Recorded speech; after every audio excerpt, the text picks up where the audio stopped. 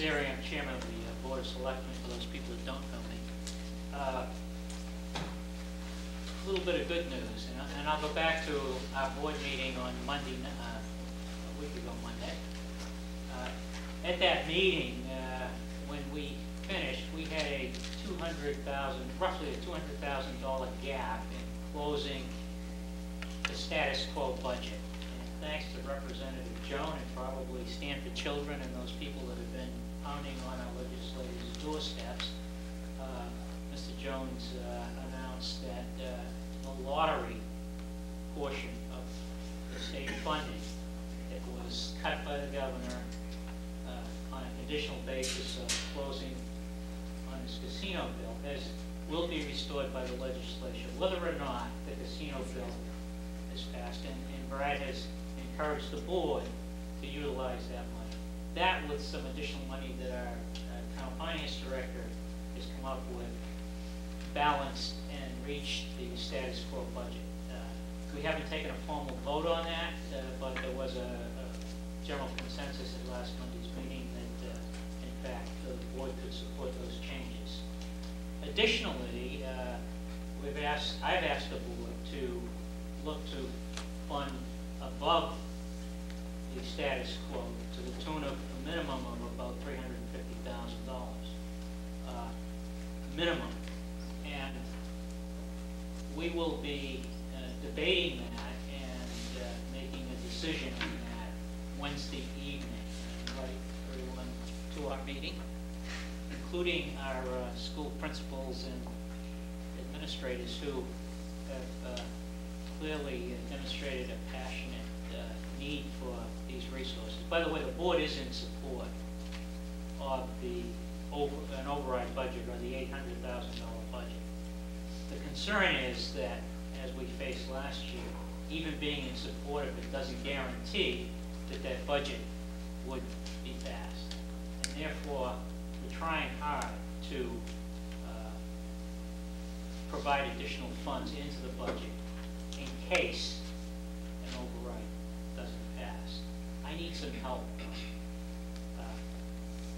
Board has different ideas of how to achieve these goals.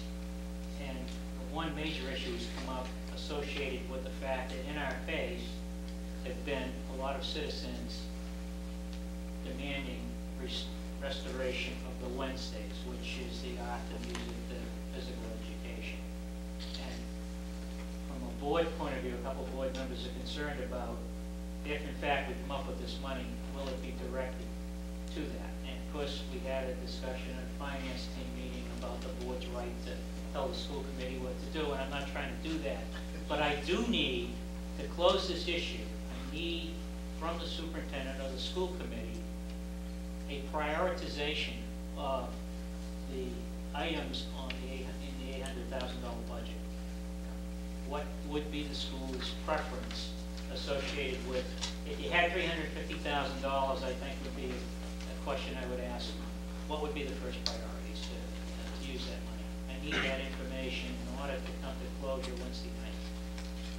With respect to the question of what $800,000 would be to the tax rate, I'm really stepping out because I don't know the numbers at this point. We'll have them for Wednesday night, but I did a rough calculation saying there's about 4,000 households, and if everyone got the same tax bill, it's a little over $200. It's going to be a little less than that because I haven't taken into account the business tax flow, but it's in that range. Thank you.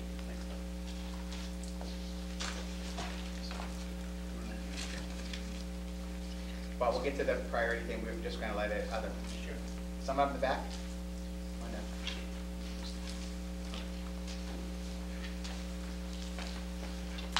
Hi, thank you. My name is Khadija Kurokides, and I have two children in the elementary school in North Reading. I want to hope one day I'll stand here and say the same thing as other parents said, that they've been here in North Reading for all their life, or they've been here for 15 years. I just moved in here last year, and we love North Reading already. We love the schools, and our children love the schools. And I remember my kids getting off the bus. The first couple weeks of the school and very, very happy. And Mom, thank you so much for making our dream come true. And that really showed in the equality education they have received, and I can certainly see that going still this year because of the support and the continued effort from the staff, the teachers, the administrators, and I really hope that the reasons that brought us to North Reading as a family will keep us here, and that's quality education. Thank you. Thank you.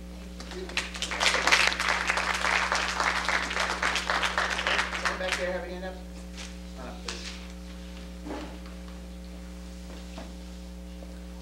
Like her, I'm a new resident, been here just short of a year. Could you just state your name, please? Josh Greenstein. Thanks. I've been here just short of a year, and right after we got here, we found out about the shorting Wednesdays, and tried to figure out exactly what that meant for us. And for those people who said it would be roughly $200 for the override per household. In my extra daycare, it probably cost me an extra $100 a week. So if you calculate that over the course of an entire year, if anyone's listening outside of here watching on TV, trust me, $200 is nothing. And that's really all I have to say. Thank you.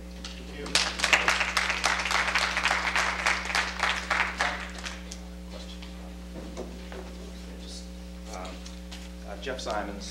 I did not go to high school at North Reading High School. My high school was quite inferior, in fact, right here.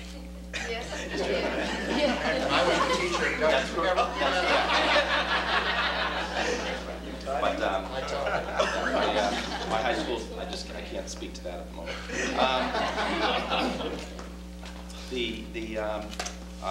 Something that probably people may not be aware of but ought to be is some questions for your principals and Christine while you're here is the impact that for the past couple of years and without this additional budget might have for children with disabilities. Been very involved with this for 15 or nearly 20 years now and can attest to how many changes have taken place over the past few years, so much for the better. You know, having worked with Sean's predecessor, Pam Christodoulou, and Dick and John and Christine, we've made just unbelievable strides in terms of adding both staff, dealing with class sizes, and just huge philosophical change to including kids with disabilities in the classroom for the good of the kids with disabilities, and I would certainly add for the good of the town as a whole. But as I look at some of the things, I'm just wondering, and I'd like to get your impressions on how much this might be unwinding, just in terms of staffing shortages, in terms of class size. Watching a Chronicle show the other night, a school person called the increase in number of cases of kids on the autism spectrum an epidemic. I mean, you know, just numbers from 1 in 1,500 to 1 in 100 boys or something like that. It's just unbelievable. And so you're talking about teachers that may well have, you know, 5, 6, 7 children per classroom on ed plans. So I'm curious about a few things. One is, just anecdotally, what sort of changes have you seen in the past few years that might be unwinding the tremendous progress we've made here over the past 10 or 15 years? And Chris, I just wonder, it's kind of similar to the comment about kids deciding to go to private schools. You know, I just wonder what the town's facing in terms of parents coming into town and just demanding outside placements for students with disabilities, increase in legal expenses, everything that's involved with, you know, defending those cases and that sort of thing. So I'd like to get your impressions on changes you've seen over the past couple of years as well. As far as the inclusion model, and I'll speak to our school, we have the 2 special educators, and as we move forward, when I first arrived, a lot of the services for special education students were pull-out, which meant students were pulled from their general education classroom and received remediation or specialized instruction in a learning center or resource room setting.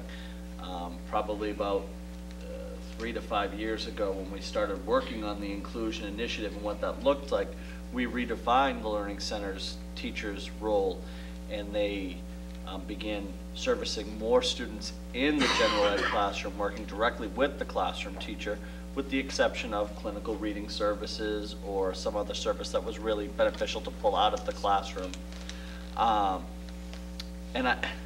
My team is fantastic, and for the past 3 years, we've talked about, okay, how this model would work so much better with additional support, because you could spend so much more time not only meeting the time required by the individual education plan, but then talking about the best for all students and what we're doing in our classrooms. I don't know how long, and I've been able to maintain it at some level. I've had to pull back how much time they were in. I'd say they're meeting the educational plans to the letter, but we had time where they were working with other kids or additional time because it was there.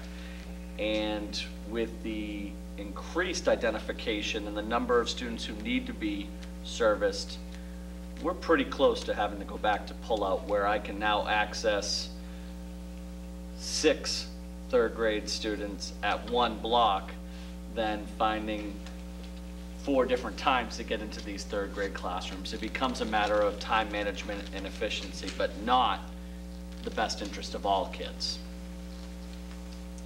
I'd like to make 2 comments. One is, when you increase general class size and you decrease services, your special ed population goes up. And those kids who are kind of on the edge, who could make it if they were in a reasonable class size and the teacher had good accommodations and good skills, they could manage that child. When you tip it into the balance of a class of 30 and you're adding more and more special needs kids, it doesn't work. And those kids start to have more and more difficulty.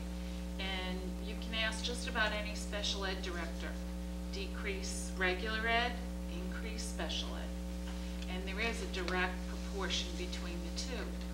The difference is that special ed services are phenomenally more expensive.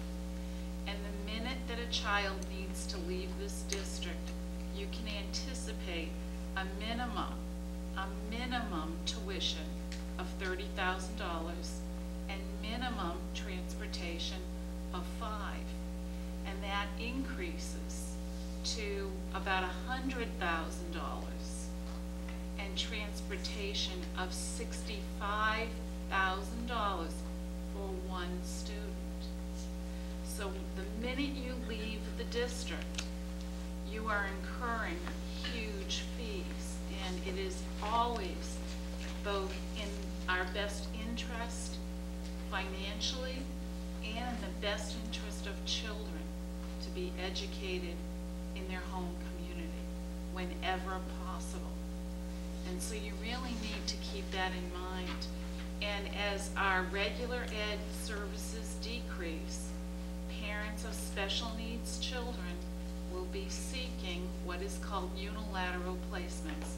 They take their child out of the district and they send me a letter saying, please pay the bill.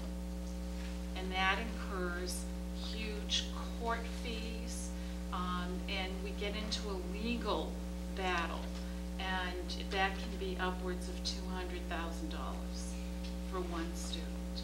So these are all pragmatic things that we have to decide and really impact regular education, because that money has to come from the town when we get into those kinds of battles.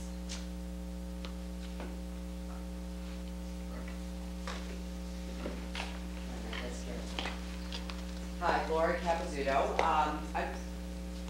What a ball of wax. First, I want to thank you all, the administrators, principals, for being here and giving such impassioned comments. It is welcomed, but I get the sense that you're preaching to the choir here. I think that if we hope to get this $870,000 budget override passed, we need a primer. We all understand No Child Left Behind. We all understand the requirements involved in a public education system right now. But my parents do not understand that. My mother is 87 years old, healthy, God bless her. My father is 90. It's not your mother's